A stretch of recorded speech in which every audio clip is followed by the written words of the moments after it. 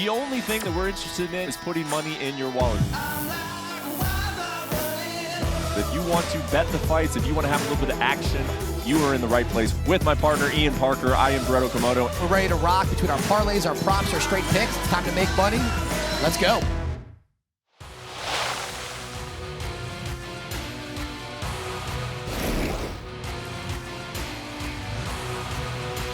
Hello everyone, welcome into this very special edition of UFC Best Bets. We are doing it right here on this Thursday afternoon. I am Brett Okamoto, and what you were looking at is lovely Honeywood Farm on the English countryside. Our hosts, Nigel and Leslie, giving us a chance to do a proper UFC Fight Night, UFC Best Bets from England. Hello everyone, I am Brett Okamoto. I come to you again from England. I was in Long Island last week.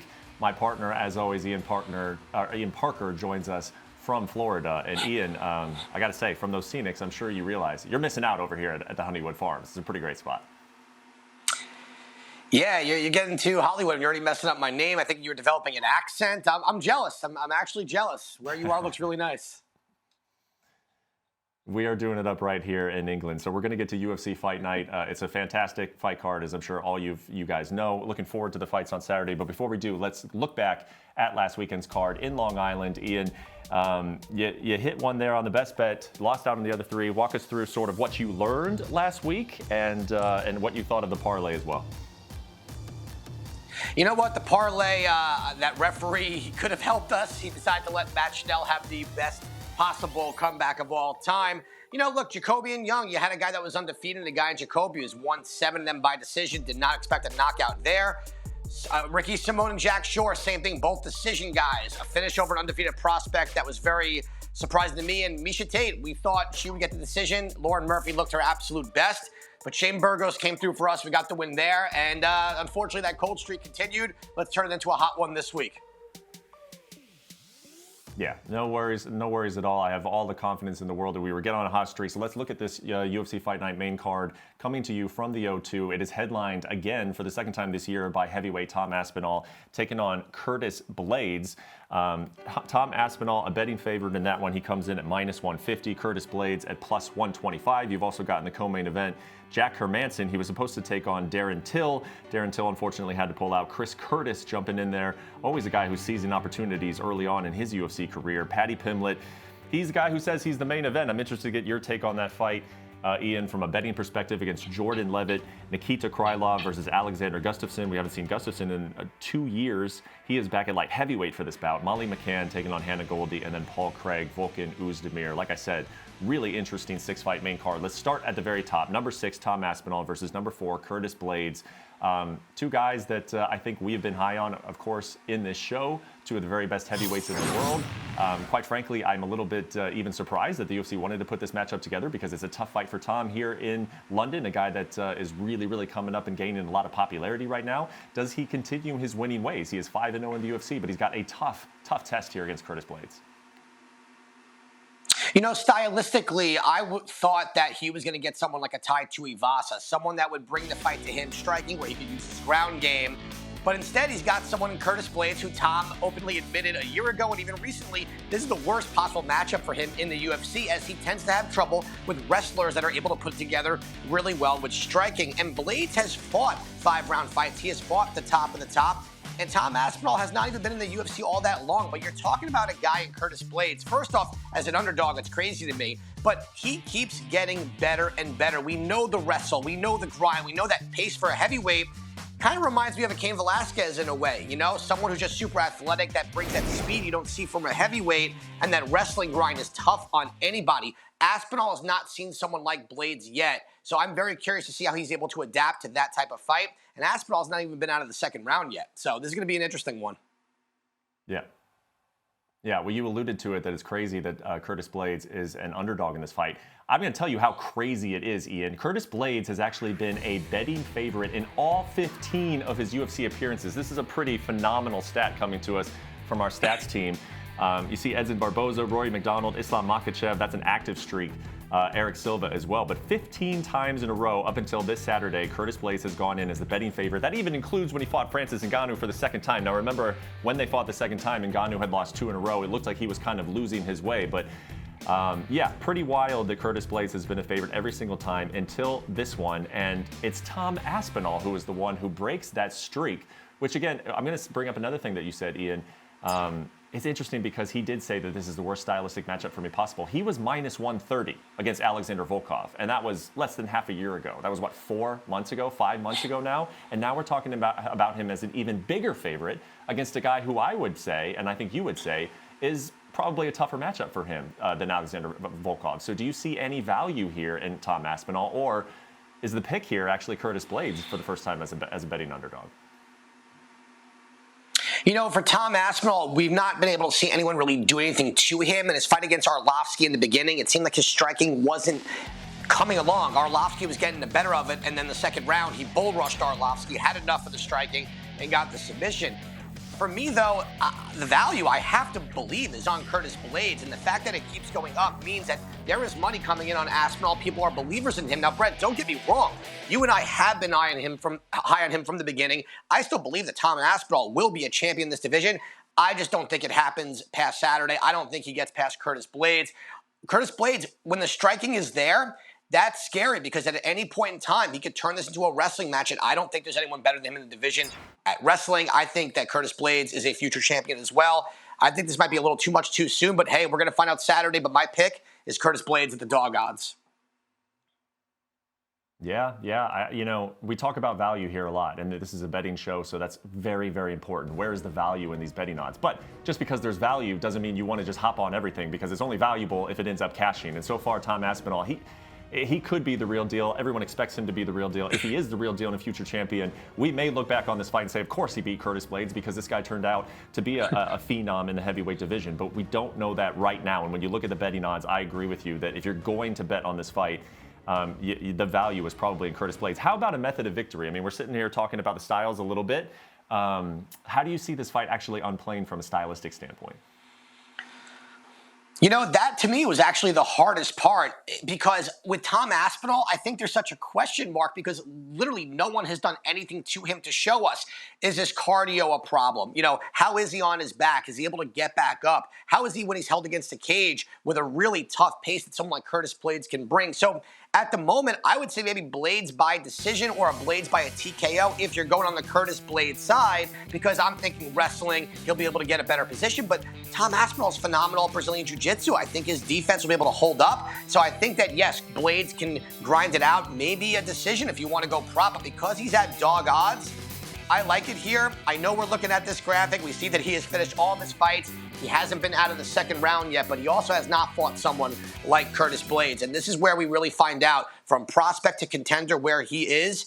And again, even if he loses this fight, that's not going to change my opinion on Tom Aspinall. This kid is a future champion, regardless of result on Saturday.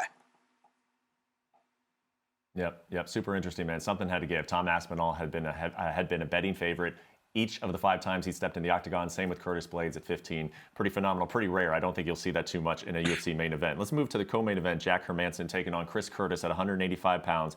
Jack Hermanson, he's not, his record does not look great in his last 5. He's 2-3, but we always talk about on this show, it was against great competition. Sean Strickland, Marvin Vettori, Jared Cannonier. Chris Curtis, the odds have really adjusted on him. He's come in as, we talk about it all the time, a darling, a big underdog in his first two UFC fights.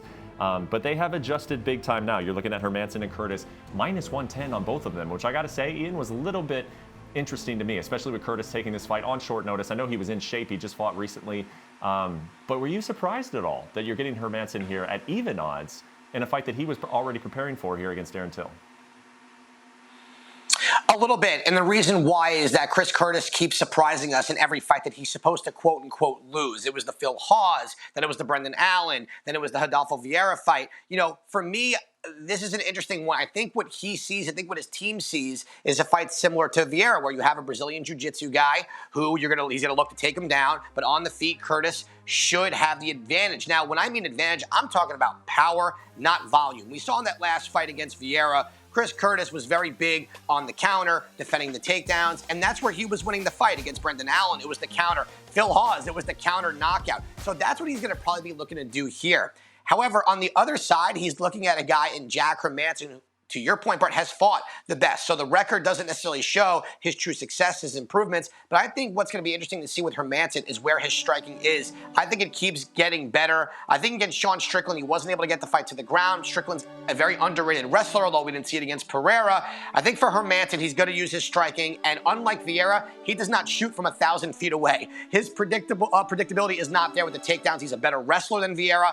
And I'm going to go with Jack Hermanson here. I think he is able to get this fight to the floor at some point, which is where he takes over. Yeah, I think that's a good point you make. Rodolfo Vieira, as talented as he is on the ground, we have seen him struggle greatly to get some opponents on the floor in his MMA career. So good distinction to make there. Okay, let's move to Paddy Pimblett versus Jordan Levitt. Really fascinating fight here to talk about. Paddy Pimblett, of course, he's coming in as the favorite, as you would expect, the hometown guy. Minus 260 here, taking on a guy in Jordan Levitt, who, Jordan Levitt has been pretty good in the UFC, and he's 3-1. He's got 2 finishes. He got a bonus for one of them, that slam against Matt Wyman. I'm sure everybody remembers that who saw it that night. He also got a finish on the Contender Series. So this is a guy who knows how to put fights away. He has seemed to me pretty confident. He's plus 210 here. Is there an opportunity to jump on an underdog, or do we see another magical night for Paddy Pimblett? Well, look, I love Paddy Pimblett. I love what he brings to the table. He's a very likable guy. He's got a fun look to him. And when we met him in Phoenix, he's a very humble guy outside of what you see on Twitter with him battling trolls all the time. But you got a guy in Jordan Levitt. I find this matchup to be very intriguing. Levitt is a guy who's a very high-level IQ fighter. He's smart. He doesn't really make mistakes, And someone with Paddy in his last 2 fights, we've seen opportunities for opponents to win. He got dropped in his last fight, and he was on his back. Now, fortunately, he was able to regain his wits. He had a huge grappling advantage over his opponent. He was able to get the choke. Against a guy in Jordan Levitt, you're not going to have that opportunity. He's a very high-level Brazilian Jiu-Jitsu fighter. But at the same time, I don't see Levitt dropping Paddy. So, to me, I do think Paddy wins this fight. I think the striking advantage is going to be too much as long as he doesn't get too wild. But then again, we're talking Paddy Pimblett. He's a scouser. He doesn't get knocked out, so he's going to come forward. But sometimes when that happens, you're very susceptible to a takedown. And he's also a little comfortable on his back. Most of his wins are by submission. He's not submitting Levitt. So, Brett, we're going to kind of flip this one a little bit. I'm going over 1.5 here. Jordan Levitt talks about he's been sparring for years against fighters that are champions, better strikers maybe, and he hasn't been knocked out. So if Paddy does not get the knockout early, I do see Jordan Levitt be able to get a takedown at some point and be able to grind out a round or two. I think this fight possibly even goes the distance. I know Paddy wants to take his head off. He wants to put on a show. But he's got to be smart here because Jordan Levitt really does not make mistakes. He's not going to get in a fire fight. He's going to close that distance. He's going to force him into the clinch. And if this fight goes to the floor, I think Levitt has the advantage on the ground. So I'm going to go over 1.5 here. I do think Paddy gets the win, but it's going to be closer than people think. Yeah, let me ask you one quick follow-up on Paddy in general. Ian, sometimes I like to ask these about these guys. It's just like, how is the market treating him? Paddy, to me, seems like one of those guys who fits that bill of there's never going to be any value on him just because he is that fan favorite, because he's going to be thrown on a lot of parlays. He's fighting in front of crowds in London, and then even if he comes into a situation like Vegas, I think the crowd is going to be behind him. Are you looking at him as a guy that you're actively saying, hey, I'm going to fade this guy at some point? Does he strike you as that type of guy? Or do you see him as a top 10, top 12 talent? I mean, I guess just how are you looking at Paddy Pimblett in general right now as a bettor? You know what? I think the answer to that question will really be when he is challenged past getting dropped one time and being able to reverse it. It's not, listen, people question the people he's fighting. This is someone who just came into the UFC, so I'm not expecting him to get thrown to a top 15 fight. But when he fights against a guy like Levitt, who is excellent on the ground, he's not just good, he's not great, he's excellent. That's going to really show me where he's at because Paddy's got to make the adjustments. He's not going to be able to get through every single fight, be able to take one on the chin, go down, and rebound and come back. One of those punches are going to put him out. It's not going to be against Levitt, but at some point, Brett, to your point, we're going to have to look at that in some serious fashion, depending on who he's fighting. Yeah, yep.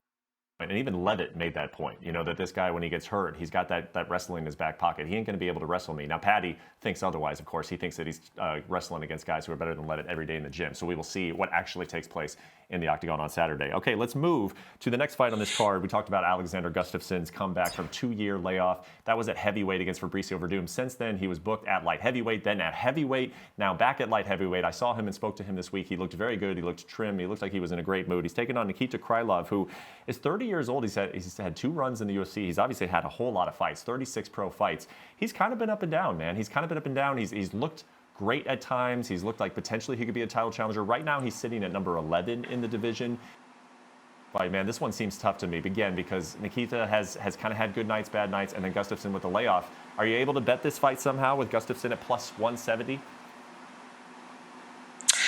For me, this is an underdog or pass situation here.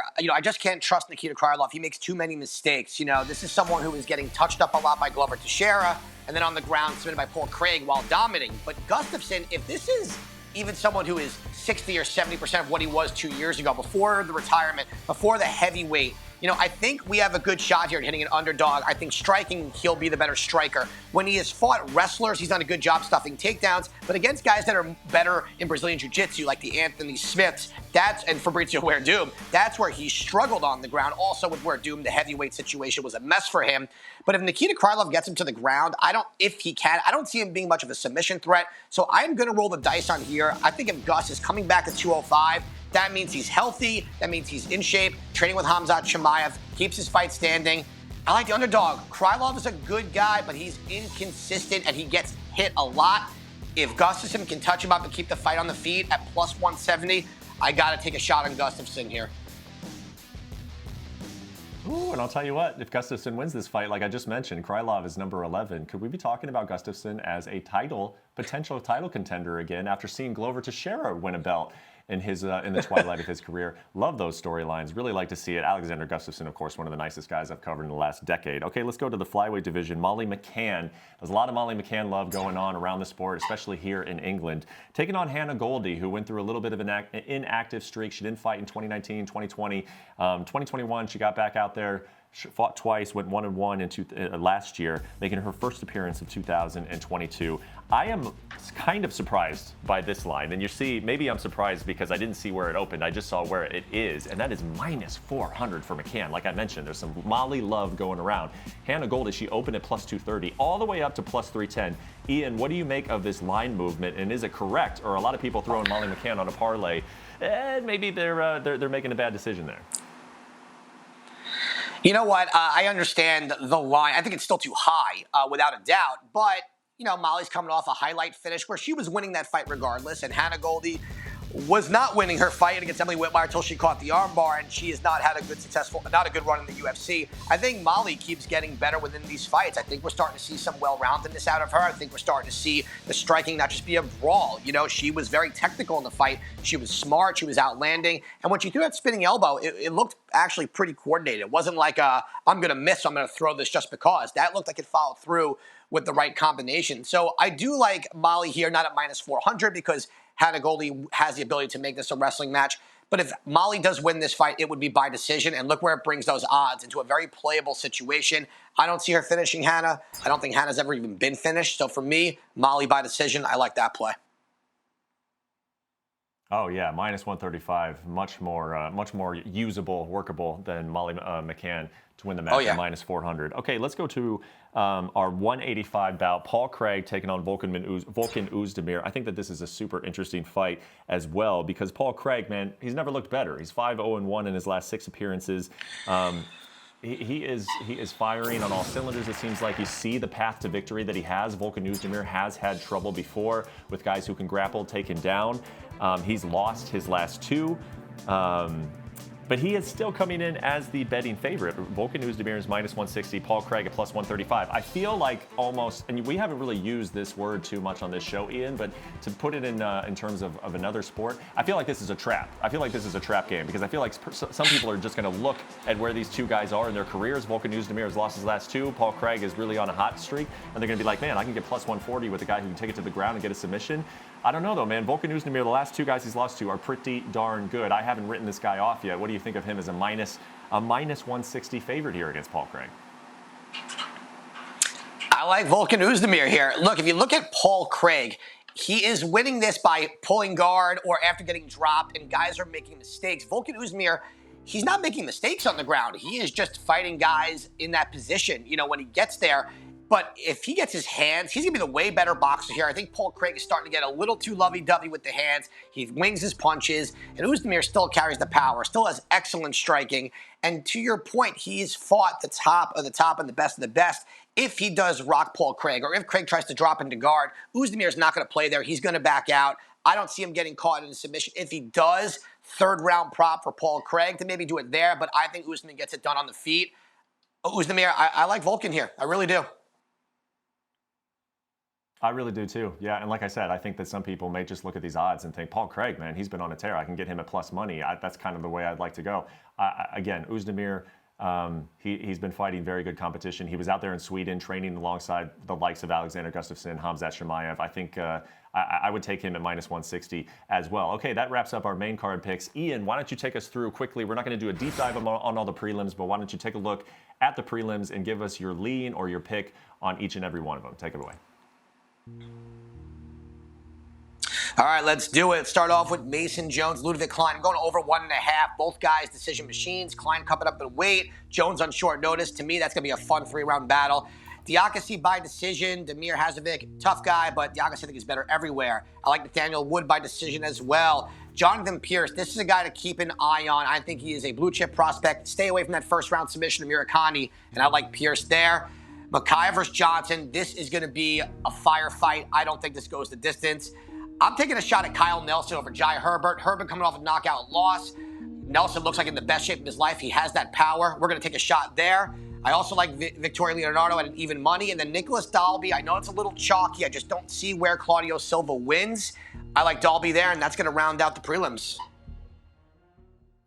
Yeah, a lot of prelims there. A lot of fights to go through, a lot of ways to make some money on the prelims. Okay, let's take a look at your weekly long shot pick. Last week, man, you came pretty close. You took Dustin Stoltzfus by knockout, and he had his opponent in trouble. The referee, I thought he could have stepped in at any time. Doesn't quite get the finish, but he did win as an underdog. What are we doing for the long shot odds this week? Well, we're going to go with Kyle Nelson here to knock out Jai Herbert. Now, look, Jai Herbert looked pretty good against Ilia Topuria. He had him on skates. That kick was nasty, and he should have the striking edge here. But I don't like that he just got knocked out, sent to the shadow realm, and he's fighting so quickly. I don't love when guys get knocked out like that and they come back really in a couple of months. And Kyle Nelson does carry power. He has a wrestling opportunity here, so if he gets the fight to the floor, maybe by TKO, he looks like he's in the best shape of his life. So of any of these long shot spots, I like that. If you want to take it a step further, if you take Nelson in round 1 TKO or KO, it's plus 850. Okay, I love it. Kind of breaking down multiple ways to get a long shot bet in there. Okay, let's take a real quick look at one of the prelims on the card before we move on to the best bets in the parlay. It is Muhammad Mokaev, man, and I think that this main card is very, very strong. Otherwise, we would have seen Muhammad Mokaev on this main card because I think he is 21 years old. He set a goal of wanting to be the youngest champion in UFC history. He is a big-time favorite against Charles Johnson. These two know each other a little bit. They trained at Tiger Muay Thai in Thailand in the past. Of course, Mokaev is the big-time favorite. Break down this fight a little bit more and how you're trying to bet it. You know, look, what we saw out of Mokaev was perfection against Cody Durden. That choke was nasty. He looked great in the short time that we saw him, and we keep hearing nothing but amazing things about this kid. And he does seem to have that it factor of a future champ, but I think we're rushing to that a little bit too quickly. You know, I want to see him fight through adversity. I want to see him get past the first round. And seeing a guy in Charles Johnson, if you're not familiar with him, he is a very talented fighter. He's very confident. He's going to bring the fight to Mokaev. I think this is going to be a very violent fight. But if I had to pick a finish, I think Mokaev's ground game will be superior here. And I think he's the real deal. But Johnson taking this on short notice, a lot of credit to him. And I think he'll have a bright future as well. Yeah, one other thing on Charles Johnson, he is a former champion at LFA, so this guy is no joke. He's not some bum they pulled off the street. I do think it's a real challenge for Mokaev, but like everybody else, I'm extremely high on Mokaev, just wise beyond his years, and the ground game is quite sick. Okay, let's go to my favorite part of the program. That is your parlay. What are we doing with the parlay, and most importantly, what is it paying us when we hit it?